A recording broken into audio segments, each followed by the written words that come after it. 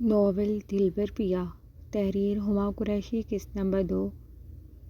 میسا گھر میں داخل ہوئی تو گھر میں ایک گھمسان کا رنگ چھڑا ہوا تھا۔ ہر طرف شور شرابہ ایک عجیب ہی سما تھا، جبکہ اس کی ماں ہانپتی ہوئی بری طرح اس کے باپ سے لڑائی کرنے میں مصروف تھی۔ میسا اسے دیکھ وہ بھاگ کر اس کی جانب بڑھی تھی، وہ جو پہلے ہی خوفزدہ نظروں سے اپنے باپ کو دیکھ رہی تھی۔ ماں کے جھنجھوڑنے پر ایک لمحے کو خاموش رہ گئی۔ دیکھو اپنے باپ کو، آج پھر اس کے بہن بھائیوں نے اسے بھر کر بھیج دیا ہے، اور یہ پھر میرے خلاف محاذ کھول کر کھڑا ہو گیا ہے۔ اس کی ماں نے ہذیانی انداز میں باپ کی شکایت لگائی تھی۔ خبردار، جو میری معصوم بچی کا دماغ خراب کرنے کی کوشش بھی کی تو چال باز عورت۔ انہوں نے قریب آتے اپنی بیوی کو پیچھے دھکیلا تھا۔ بابا پلیز۔ میسا نے تیزی سے آگے بڑھ کر لڑکھڑاتی ہوئی ماں کو پکڑا تھا۔ بیٹا، تم یونیورسٹی سے تھکی ہوئی آئی ہوگی، جاؤ اندر اپنے روم میں جاؤ، میں ملازمہ کے ہاتھ کھانا بھجواتا ہوں۔ انہوں نے بیٹی کے چہرے پر ناگواری دیکھ بمشکل ضبط کیا تھا۔ آپ لوگوں کو میری تھکن کا خیال ہی کب ہے؟ آپ لوگ تو بس لڑنے میں مصروف رہیں۔ وہ نہ چاہتے ہوئے بھی رو دی تھی۔ بچپن سے اب وہ جوانی کی دہلیز پر قدم رکھ چکی تھی، مگر اس کے ماں باپ کے جھگڑے تھے کہ ختم ہونے کا نام ہی نہیں لیتے تھے۔ دیکھا، پریشان کر دیا نا میری بچی کو، جاہل عورت۔ بیٹی کی آنکھ میں آنسو دیکھ وہ تڑپے تھے۔ تم ہو جاہل، تمہیں ذرا خیال نہیں ہے اپنی جوان اولاد کا، زندگی جیرن کر رکھی ہے میری۔ وہ بڑبڑاتی ہوئی اپنے کمرے کی جانب بڑھ گئی تھی۔ میسا بچے جاؤ، فریش ہو جاؤ، پھر اب کھانا کھاؤ، مجھے ذرا ایک میٹنگ اٹینڈ کرنی ہے۔ لنچ کے لیے گھر آیا تھا، تمہاری فضول ماں نے دماغ کی دہی کر دی۔ وہ اپنا کوٹ جھٹکتے اس محل جیسے گھر میں میسا کو پیچھے اکیلا چھوڑ کر وہاں سے نکل آئے تھے، جبکہ وہ پتھر کی ہوئی خاموش بیٹھی تھی۔ سمجھ نہیں آتا تھا کہ آخر اس کے ماں باپ کے ساتھ مسئلہ کیا تھا۔ ان کی ان روز روز کی لڑائیوں کے باعث اس کا ذہنی سکون برباد ہو کر رہ گیا تھا۔ بختیار حسن، وہ جو مگن سے انداز میں کہیں جانے کے لیے پر توڑ رہے تھے کہ ماں کی آواز پر ٹھہرے۔ جی اماں جان۔ وہ مؤدب سے سر جھکائے نزدیک آئے۔ یہاں بیٹھو ہمارے پاس۔ انہوں نے پاس بیٹھنے کا اشارہ کیا۔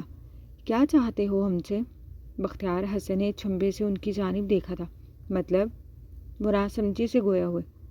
مطلب کیا تمہیں اپنی بوڑھی ماں پر ترس نہیں آتا؟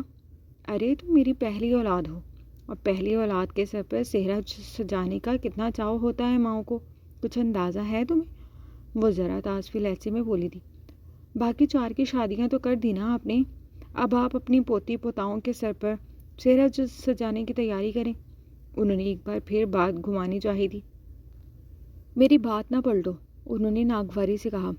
اماں، جب میں نے ساری جوانی شادی نہیں کی تو اب میں اس عمر میں آ کر شادی رچا کر کیا اکھاڑ لوں گا؟ ان کے لہجے میں دکھ بول رہا تھا۔ تم نے ہمیں بہت مایوس کیا ہے بختیار حسن۔ ان کا شکوہ ہنوز برقرار تھا۔ میرا پیچھا چھوڑ دیں اماں جان، اور یہ جو آپ نے نیا رشتہ ڈھونڈا ہے نا میرے لیے، اسے بھی انکار کر دیں۔ وہ اتنا بول کر مزید وہاں ٹھہرے نہیں تھے۔ بعد نماز عصر سورج اپنی تیز شعاعیں سمیٹتا اب غروب ہونے کو تھا۔ گھر کے آنگن میں پڑے بڑے بڑے درخت پر گھر کی خواتین بری میں بھجوانے والا سامان سجائے بیٹھی تھی۔ ساتھ ساتھ اور بھی کئی رشتہ دار اور پڑوس کی خواتین تھیں، جو بری میں دیا جانے والا ساز و سامان دیکھتی اس پر اپنی رائے کا اظہار کر رہی تھی، جبکہ ان سب سے بے نیاز بنی بیٹھی طوبا کے منہ پر 12 بج رہے تھے۔ طوبا، وہ چچی کی آواز پر اپنی سوچوں کے محور سے باہر نکلی۔ جی چچی؟ اس نے سوالیہ نگاہوں سے دیکھا تھا۔ بچے، ذرا جا کر سب مہمانوں کے لیے چائے پانی کا انتظام تو کرو، ہم خود کر لیتے ہیں، مگر دیکھو نا سب مہمان آئے بیٹھے ہیں۔ انہوں نے ذرا پچکار کر کہا تو وہ منہ بناتی کچن کی جانب بڑھی تھی، جبکہ چھت پر ٹہلتے موسیٰ کی پریشانی عروج پر تھی، اور ذیشان میاں تو لگتا تھا شادی سے پہلے ہی بیوی کے ہو کر رہ گئے تھے۔ ایسا لگ رہا ہے میں چائے والی لگ گئی ہوں ذیشان بھائی کی شادی میں، جسے دیکھو طوبا چائے چائے چائے۔ ارے مطلب میں کیا پاگل ہوں؟ وہ مسلسل بڑبڑاتی اب دودھ میں پتی ڈال رہی تھی، جبھی کسی نے کچن کے دروازے پر کھڑے ہو کر دستک دی تھی۔ کون؟ وہ ایک دم پلٹی۔ سامنے ہی موسیٰ کھڑا تھا، اس کی سبز آنکھیں اسی کے چہرے پر مرکوز تھیں۔ اسے آج پھر اس سے الجھن سی ہوئی تھی۔ جی کہیے۔ گلے میں پڑا دوپٹہ اٹھا کر سر پر رکھا تھا۔ ایک کپ چائے ملے گی؟ فی الحال اسے یہاں آنے کا اس سے اچھا بہانہ نہیں ملا تھا۔ ضرور، آپ باہر بیٹھے، میں وہیں بھجوا دوں گی، اسے بے رخی سے کہتے رخ پھیر لیا۔ موسیٰ کا کچن تک آنا اسے ناگوار گزرا تھا، جبکہ موسیٰ اس بے عزتی پر صبر کا گھونٹ پیتا وہیں سے پلٹ گیا تھا۔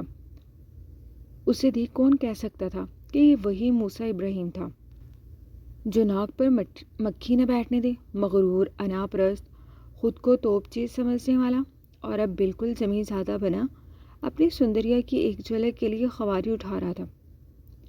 لطیف مینشن میں اس وقت ایک ڈنر پارٹی کا اہتمام کیا گیا تھا جس میں لکھنؤ شہر کے بڑے بڑے بزنس ٹائکون نے شرکت کی تھی، مگر یہاں موسیٰ کی عدم موجودگی کے باعث بہت سی چہم گوئیاں ہو رہی تھیں۔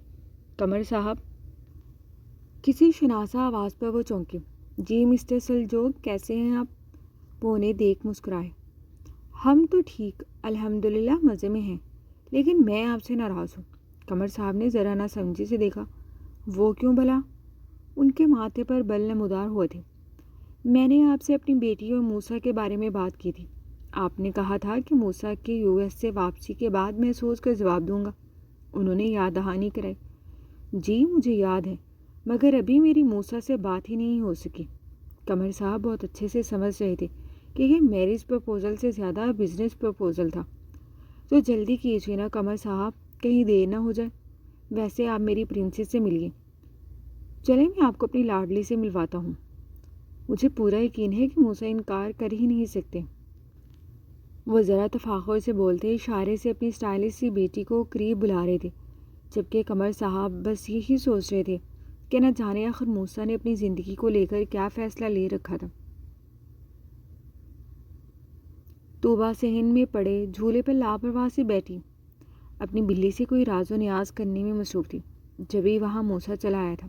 طوبہ، ایسا پہلی بار ہوا تھا جب اس نے نام سے مخاطب کیا تھا۔ وہ چونکی، پھر مقابل کھڑے شخص کو دیکھ اس کے چھوٹے سے ماتھے پر ڈھیروں بل نمودار ہوئے تھے۔ جی فرمائیے، ناگواری سے استفساریہ گویا ہوئی تھی۔ میں جانتا ہوں کہ آپ کو میرا یوں مخاطب کرنا پسند نہیں ہے، اس نے گلا کھنکھار کر بات کا آغاز کیا۔ ہمیں یوں لوگوں کا منہ اٹھا کر ہمارا نام لینا بھی پسند نہیں ہے۔ اس نے اپنی ناگواری چھپائی نہیں تھی۔ موسیٰ لب بھینچ گیا۔ آپ بھائی جان کی شادی میں آئے ہیں تو بہتر یہی ہے کہ آپ تایا جان کے پورشن تک ہی محدود رہا کریں۔ یہ آنگن اس گھر میں بسنے والے مکینوں کا مشترکہ ہے، اور ہمیں قطعی نہیں پسند کہ یوں کوئی بھی منہ اٹھا کر ہمارے گھر کی خواتین کے درمیان آ جائے۔ تایا اور چچا لوگ اگر آپ کو کچھ کہہ نہیں رہے تو اس کی سب سے بڑی وجہ یہی ہے کہ آپ ہمارے مہمان ہیں، وگرنہ وہ کبھی اتنا لحاظ نہیں کرتے۔ کم از کم آپ میں تو اتنے مینرز لازمی ہونے چاہیے کہ دوسرے کے پردے کا احترام کر سکیں۔ طوبہ نے بغیر کسی لگی لپٹی رکھے اس کی طبیعت صاف کی تھی۔ اف! موسیٰ کا چہرہ تذلیل کے باعث سرخ پڑ گیا تھا۔ وہ جس کلاس سے بلانگ کرتا تھا وہاں یوں خواتین کا غیر مردوں سے پردہ کرنا یا یوں گھبرا کترا کر نکل جانا نہ ہونے کے برابر تھا، جبکہ اس کا جب طوبہ سے سامنا ہوا تھا اس کے منہ پر 12 ہی بجے رہتے تھے۔ باقی خواتین شاید اپنی عمر کے باعث اسے برداشت کر لیتی تھی۔ معذرت، میں نکلتا ہوں۔ وہ مزید کوئی بھی بحث کرنے کا ارادہ ترک کرتا منظر سے غائب ہو گیا تھا۔ تم نے دیکھا نا رسٹی، آج کل لوگوں کو تمیز ہی نہیں ہے کہ بہن بیٹی والے گھروں میں یوں منہ اٹھا کر ہر جگہ نہیں گھومتے۔ مہمان بن کر آئے ہیں تو ایک جگہ ٹک کر بیٹھ جائیں، مگر نہیں، انہیں چاپلوس خواتین کی طرح ہر جگہ تانکا جھانکی کرنی ہے۔ وہ اپنی بلی سے ایسے مخاطب تھی گویا وہ اس کی تمام باتیں سن اور سمجھ رہی ہو، جبکہ بلی نے بھی میاؤں کر کے اس کی بات کی تصدیق کر دی تھی، وگرنہ اگر موسیٰ اس کے متعلق اس کے خیالات جان لیتا تو شاید بے ہوش ہی ہو جاتا۔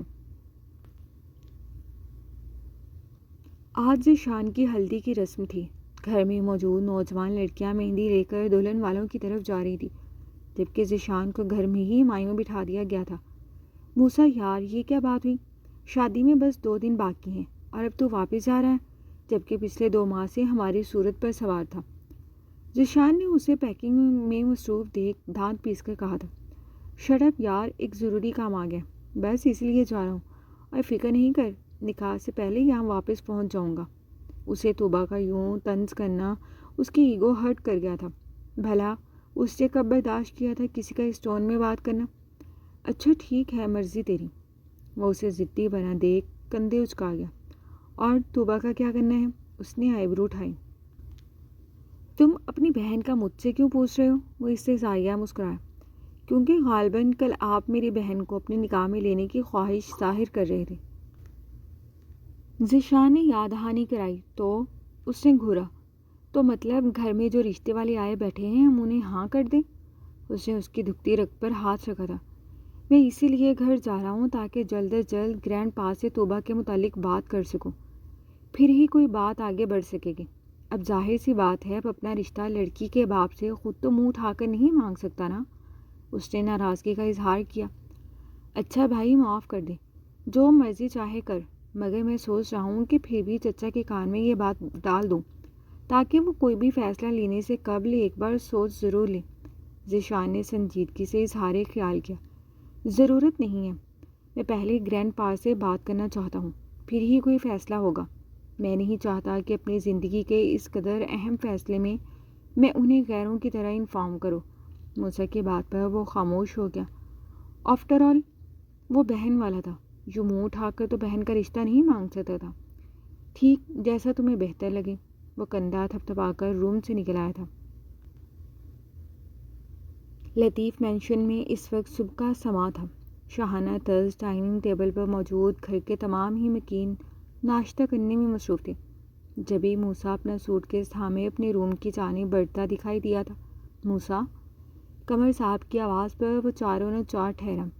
سب کی گردنیں بے ساختہ اس کی جانب گھومی تھی۔ یس۔ وہ ملازم کو سوٹ کیس ٹرالی پکڑاتا خود قدم قدم چلتا میز تک آیا تھا۔ دونوں ہاتھ پینٹ کی جیبوں میں اڑس رکھے تھے۔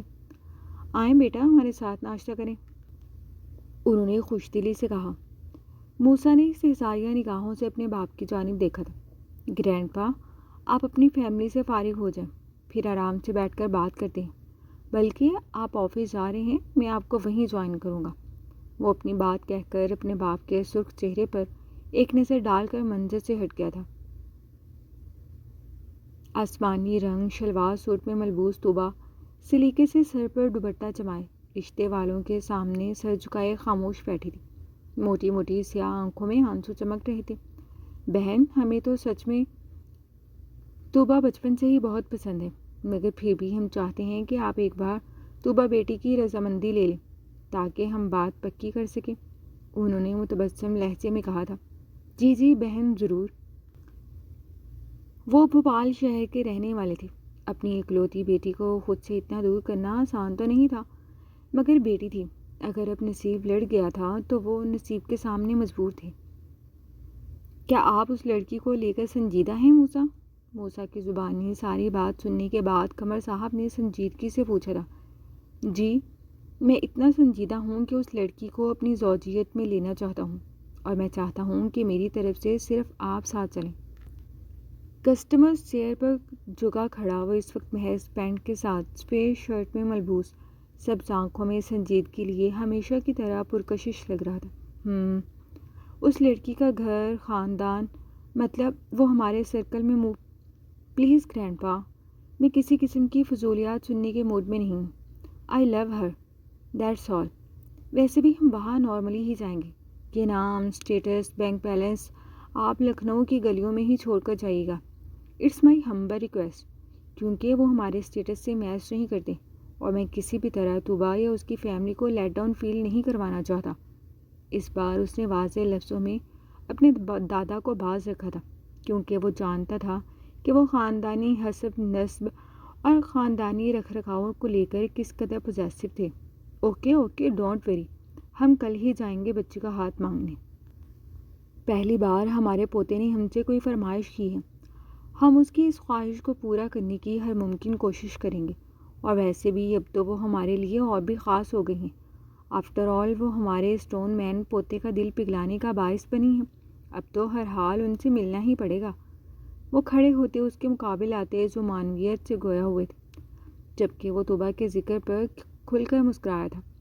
Thank you so much grand پا، مجھے امید ہے کہ آپ کو طوبہ سے مل کر خوشی ہی ہوگی۔ وہ دلکش مسکراہٹ لیے یکدم آگے بڑھتا ان کے سینے سے جا لگا تھا۔ وہ 8 سالوں بعد پوتے کو یوں کھل کر مسکراتا دیکھ دل سے خوش ہوئے تھے۔ وہ لڑکی واقعی بہت خاص اور قیمتی تھی، جس نے موسیٰ ابراہیم لطیف کو مسکرانا سکھا دیا تھا، جو وقت کی گردش میں چکراتا مسکرانا بھی بھول گیا تھا۔ ہماری طرف سے آپ یہ رشتہ پکا ہی سمجھیں۔ یہ طوبیٰ کے والد تھے، بہت مبارک ہو۔ طوبیٰ کی ہونے والی ساس صاحبہ نے جھٹ بیگ سے شگن کے پیسے نکال کر اس کے ہاتھ پر رکھے تھے۔ مبارک ہو بیٹا۔ بس بہن، اب آپ جلد از جلد ہماری امانت ہمارے حوالے کرنے کی تیاری کر لیں، ہم بہت جلد آئیں گے اپنے دلاور کی بارات لے کر۔ طوبیٰ کے حلق میں آنسوؤں کا گولا سا پھنس گیا تھا۔ نارنجی رنگ سوٹ میں ملبوس وہ صبح کی اجلی کرن سی معلوم دے رہی تھی۔ میسا یار، کیا ہو گیا ہے؟ تم ہر اس جگہ سے بھاگ کیوں جاتی ہو جہاں بختیار حسن موجود ہو؟ یہ اس کی دوست شائنہ تھی۔ کم آن یار، ایسا کچھ نہیں ہے۔ وہ مجھ سے کیا بتاتی کہ اس کی آنکھوں سے عیاں ہوتے راز جان گئی تھی۔ اچھا تو پھر جاؤ نا وہاں کینٹین میں جہاں بختیار حسن اپنے دوستوں کے ساتھ موجود ہے، اس نے شرارتی لہجے میں کہتے ٹھوکا دیا۔ انسان بن جاؤ تم۔ اس نے گھور کر دیکھا تھا۔ میں کیا انسان بن جاؤں؟ تم بتاؤ نا آخر چل کیا رہا ہے؟ وہ بھی کوئی بہت ہی پہنچی ہوئی چیز تھی۔ جو بھی چل رہا ہے تم سے مطلب؟ اس بار اس نے لتاڑ دیا تھا۔ او مائی گاڈ، یو بلشنگ، وہ کہہ لگا گئی جبکہ میسا خپت چھپانے کو وہاں سے نکل آئی تھی۔ تمہارا تو دماغ خراب ہے، میں جا رہی ہوں لیکچر لینے۔ وہ اسے بولتا دیکھ اپنی جان چھڑاتی کلاس لینے بھاگی تھی، جبکہ شائنہ کا شرارتی کہا اسے دور تک سنائی دیا تھا، دل میں میٹھی سی چبھن ہوئی تھی۔ میسا پیپر سر پر تھے اور آج کل وہ اپنے ایگزامز کی تیاری میں مصروف تھی۔ ابھی وہ گھر کے گارڈن میں بیٹھی پڑھائی کرنے میں ہی مصروف تھی، جبھی اپنے باپ کی آواز پر وہ کھل سی اٹھی تھی۔ السلام علیکم بابا، آپ کب واپس آئے؟ وہ گزشتہ 4 روز سے میٹنگز کے سلسلے میں شہر سے باہر تھے۔ بس ابھی، اور ویسے بھی ہماری بیٹی ہمیں یاد کرے اور ہم واپس نہ آئیں، ایسا تو ہو نہیں سکتا نا۔ انہوں نے محبت سے اسے بازوؤں کے حصار میں لیا تھا۔ اوہ تھینک یو سو مچ، وہ جھٹ سے ان کے گلے لگی تھی۔ چلیں اب جلدی سے جا کر اپنی ماں کو کہیں کہ ذرا کھانے کا اہتمام کریں، پھر ہم مل کر کھانا کھاتے ہیں۔ وہ ان کی اکلوتی لاڈلی اولاد تھی، ان کی زندگی کا کل اثاثہ، اس تمام تر جائیداد کی اکلوتی وارث۔ اماں جان، کیا ہو گیا ہے آپ کو؟ میرا ابھی شادی کا کوئی ارادہ نہیں ہے، ابھی میری ساری توجہ اپنی پڑھائی کی طرف ہے، بختیار صاحب نے ماں کی بات پر تنک کر کہا تھا۔ ارے ہلکے ہو جاؤ میاں، ابھی ہم صرف رشتہ ڈالنے کی بات کر رہے ہیں، شادی تو ہم تمہاری پڑھائی مکمل ہونے کے بعد ہی کریں گے۔ انہوں نے بیٹے کو دیکھ لتاڑا۔ جو بھی ہے اماں جان، مگر میں ابھی شادی منگنی کچھ بھی نہیں کرنا چاہتا، وہ تنک کر بولتے وہاں سے واک آؤٹ کر گئے۔ لے جائیں گے دل والے دلہنیاں لے جائیں گے۔ آج ذیشان کی بارات تھی، گھر میں خوب رونق لگی ہوئی تھی۔ طوبیٰ فی الحال سب کچھ بھول بھال کر ذیشان کی شادی میں لگ گئی تھی۔ لیونڈر رنگ جالی دار شرارے پر، گھٹنوں سے اونچی شرٹ زیب تن کیے، ہم رنگ دوپٹہ گلے میں ڈالے، ہاتھوں میں بھر بھر کر چوڑیاں اور ہلکی جویلری پہنے، وہ حد سے زیادہ حسین لگ رہی تھی۔ ماتھے پر چمکتی بندیاں لشکاریں مارتی، مارکی میں داخل ہوتے موسیٰ کا دل دھڑکا گئی تھی۔ اوف یار، یہ فوٹوگرافر میری پکچر کیوں نہیں لے رہا؟ دونوں ہاتھوں سے شرارہ تھامے وہ ہائی ہیل میں مقید پاؤں کو بہت سبھاؤ سے اٹھاتی اسٹیج پر چڑھ گئی تھی، جبکہ سفید شلوار سوٹ کے ساتھ پرنس کوٹ میں ملبوس ڈیشنگ سی پرسنالٹی لیے موسیٰ بھی اسٹیج پر ہی چڑھ آیا تھا۔ تمہیں خیال آ ہی گیا شادی میں آنے کا؟ ذیشان نے موسیٰ کو دیکھ آگے بڑھ کر اسے گلے لگایا تھا، جس کی تمام تر توجہ ذیشان کی بیگم کے ساتھ جگہ بنا کر بیٹھتی طوبیٰ پر ہی مرکوز تھی۔ بس کیا کریں، آپ کی شادی میں محبت ہی ایسی ہوئی کہ ہم نہ چاہتے ہوئے بھی کھنچے چلے آئے۔ وہ ذرا شرارت سے آنکھ دبا کر بولا تھا، جبھی ذیشان نے اس کے پیٹ میں مکہ جڑا تھا جو ذرا کراہ کر پیچھے ہوا تھا۔ انسان بن جا، مت بھول کہ تو میری بہن کے بارے میں بات کر رہا ہے۔ ذیشان نے دبے لفظوں میں تنبیہ ضروری سمجھی تھی، جبکہ وہ معذرتی نگاہوں سے دیکھ مسکرا دیا۔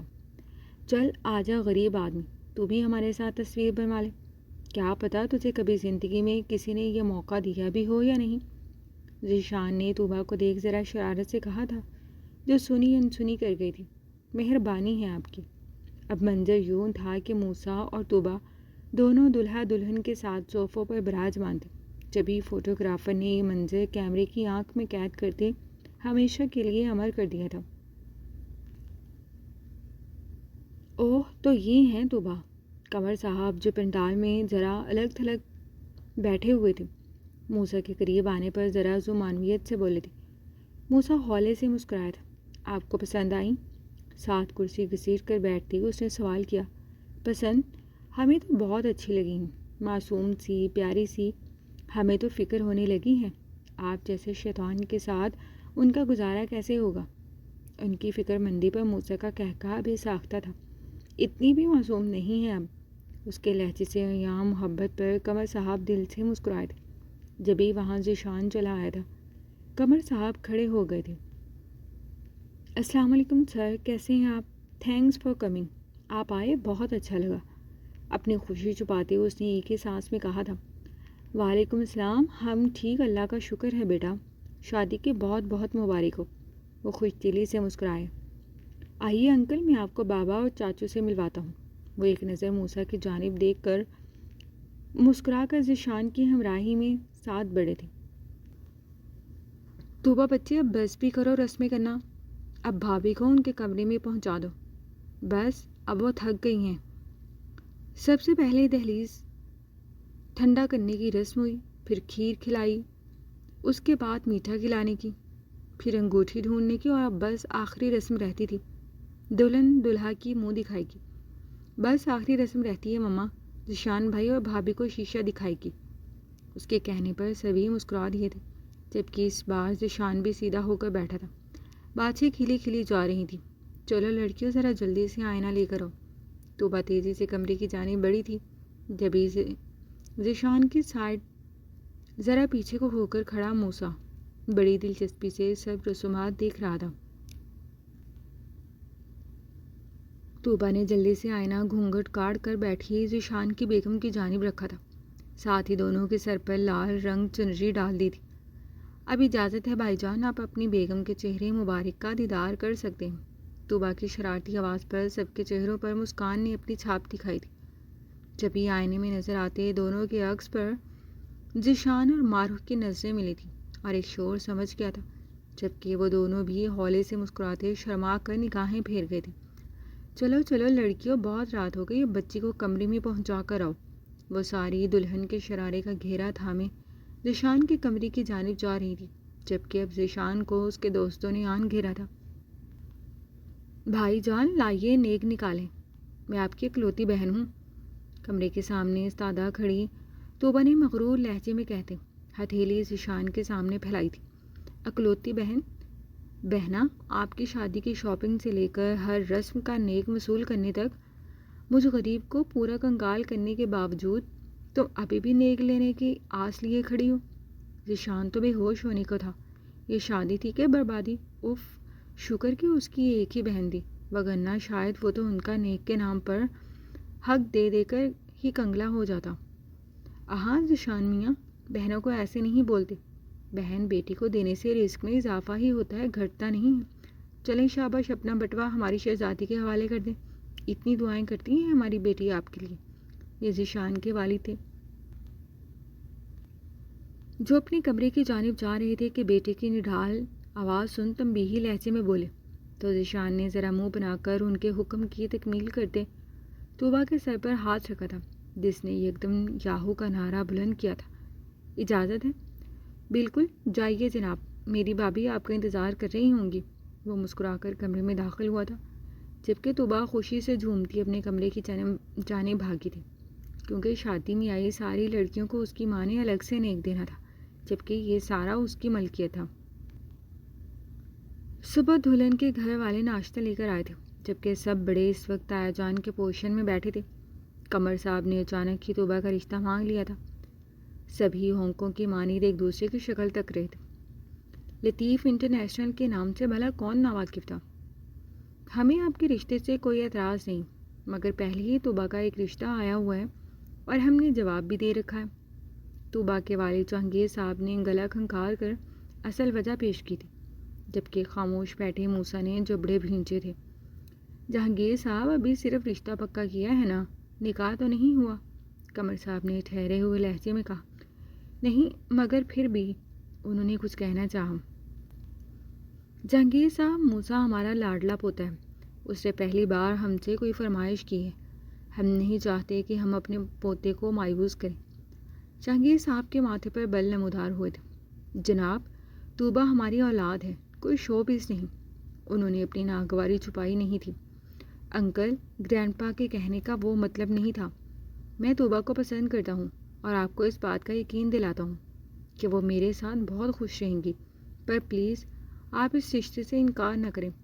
قمر صاحب نے حیرت سے اپنے بگڑے نواب زادے کی طرف دیکھا تھا، جو ناک پر مکھی نہ بیٹھنے دے، اور اب اتنی عاجزی سے مخاطب ہوا تھا کہ اگر لطیف مینشن کے لوگ اس کا یہ روپ دیکھ لیتے تو شاید بے ہوش ہی ہو جاتے۔